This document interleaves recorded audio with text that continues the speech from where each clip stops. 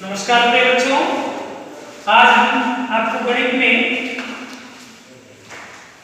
संबंध के बारे में बताएंगे। प्रिय बच्चों, संबंध क्या होता है?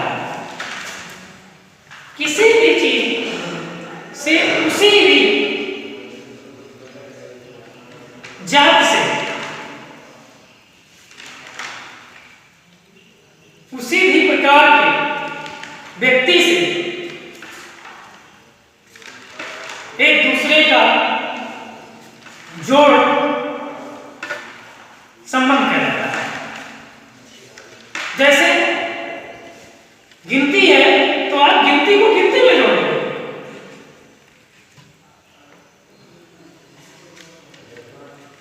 प्रिय बच्चों, संबंध यानी अंग्रेजी में रिलेशन बोलते हैं। रिलेशन क्या बोलते हैं? रिलेशन बोलते हैं। ठीक, तो संबंध एक स्वातुल, सम्मित और सकर्मक। संबंध में स्वातुल्य पहला, दूसरा होता है सम्मित और तीसरा संकल्पक। ओके प्रिय बच्चों, देखिए सबसे पहले स्वातुल्य। ठीक, स्वातुल्य संबंध क्या होगा? ठीक है, स्वातुल्य संबंध में आप देखिए स्वातुल्य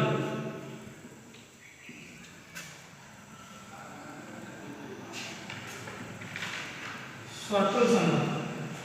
प्रिय बच्चों, स्वातुल्य संबंध में जैसे मान लीजिए आप मानते हैं कि माना ए कामा ए बिलॉन्ग आर, यहां पर लिख देते हैं ए कामा ए बिलॉन्ग आर। अब ए और ए, अब कोई छोटे बच्चे से पूछेंगे तो मैं इसका ले रहा है, बिल्कुल सही है, इसका ले, चाहे छोटे से पूछे चाहे बड़े से पूछे, लेकिन ए और ए बिलॉन्ग आर का मतलब ये हुआ, दूसरे शब्दों में देखा जाए जैसे ये रिलेशन बता रहा है, ये क्या बता रहा है? रिलेशन बता रहा है। ठीक है, जैसे कि राम और श्याम, राम और श्याम दोनों सगे भाई हैं। राम और श्याम दोनों सगे भाई हैं, तो ये भाई होने का संबंध बताएगा। गीता और सीता दो बहनें हैं, तो किसका संबंध बता रहा है?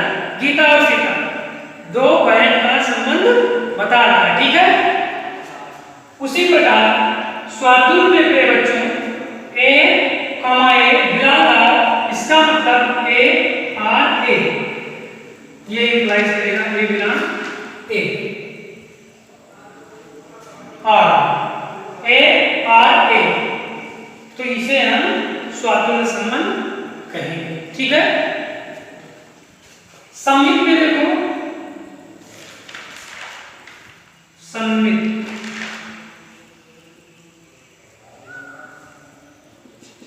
में A B belong R, A B belong R, ये इंप्लाइज कर जाए किसको? बी ए बिलॉन्ग आर को। तो ऐसे संबंध को हम क्या बोलेंगे?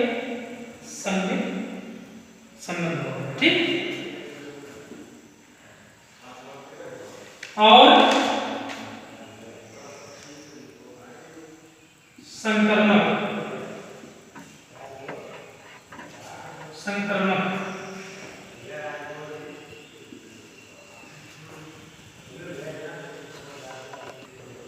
देखिए प्रिय बच्चों, संक्रमक संबंध। ठीक, क्या होता है संक्रमक में? जैसे तीन राशि। ठीक,